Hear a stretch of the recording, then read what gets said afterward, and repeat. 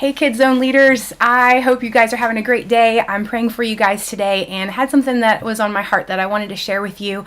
I've been thinking a lot the past couple days about the power that we have as leaders to connect with parents and how connecting with parents can be key in how we're discipling kids. So we know that we have a goal that we want our kids in Kids Zone to be memorizing Bible verses and learning to pray and develop those habits.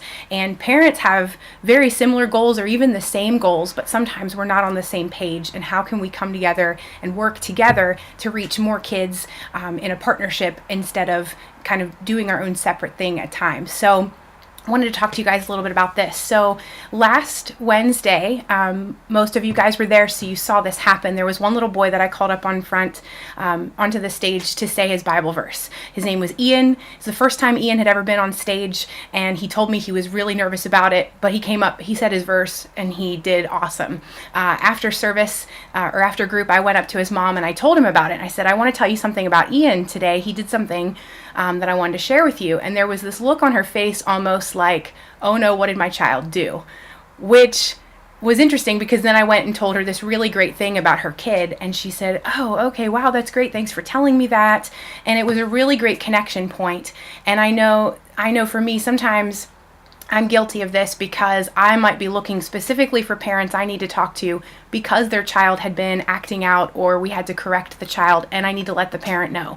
Those conversations are very important as well, but if those are the only conversations that I'm having, that we're having, then we're missing our opportunity to connect with parents and really encourage them and equip them to reach their kids even more in a discipleship capacity. So in thinking about this, parents are very busy, so they're dropping off their kids and they are rushing off to group. And when they pick up their kids at the end of the night, they're tired. They don't always want to hear how poorly their child did or something that happened that they needed to be corrected on. While that's important to say, they want to hear some good news as well. So they're busy, and also as a culture, I think more and more families, they want to raise their kids the right way. They want to teach them about the Bible, but they may not know how. They may actually be under-equipped or feel like, how do I pray with my kids? How do I have a conversation with them about a Bible story? I don't know how to do that. Our culture is moving away more and more from knowing how to do that. So we as leaders have an important role in our parents' lives, our kids' parents' lives, in helping them to communicate those things. So we have these great resources we send home with kids every week, and are they using them, and is there a way that we can better communicate that? So what I would like to challenge us about as a team is really thinking about how we can be better connecting with our parents in a face-to-face way. So every week, or I shouldn't say every week, but often we send out parent emails. Every week we send out text messages, we send out Facebook updates. So parents are getting a lot of information from us and from the schools. But there's nothing more powerful than a face-to-face conversation with a parent, or with anybody for that matter.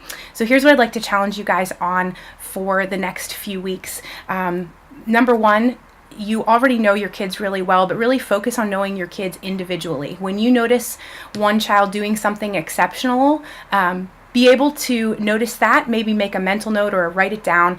And then number two, talk to the parents about that thing. So when you see a child that did something great, go up to the parent at the end of the night and say, hey, I wanted to tell you that Felicity did this today. This was the first time she memorized her Bible verse. Or he offered to pray for the group today. Or he was behaving in a really great way during our dodgeball game and he was kind and he let someone else go ahead of him in line. Or something like that. It can be really small, but noticing those things in an individual way and then communicating that to the parents is going to be huge. So that's going to encourage the parents. They're going to feel like, oh, I'm doing something right. My kid is being a good influence. That's awesome.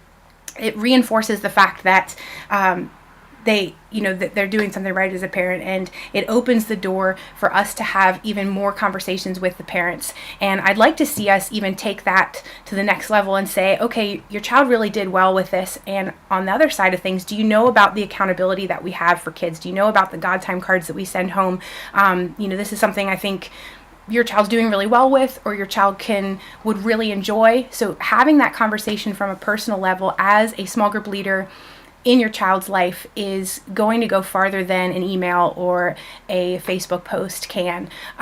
So don't underestimate the authority and the power that you have as a leader. The things that you're seeing in your small group, the things that you're noticing in your kids I may not always notice, Pastor Joe may not always notice, but you're going to see something and you have the ability to communicate that to parents and encourage them, and at the same time use it as a way to say, you know, we want your child to be praying more and reading the Bible, and here's something that you can take home and do this week. So just having that individual conversation can be really awesome. So just something I was thinking about this week, but praying for you guys, and I will see you later on. Everybody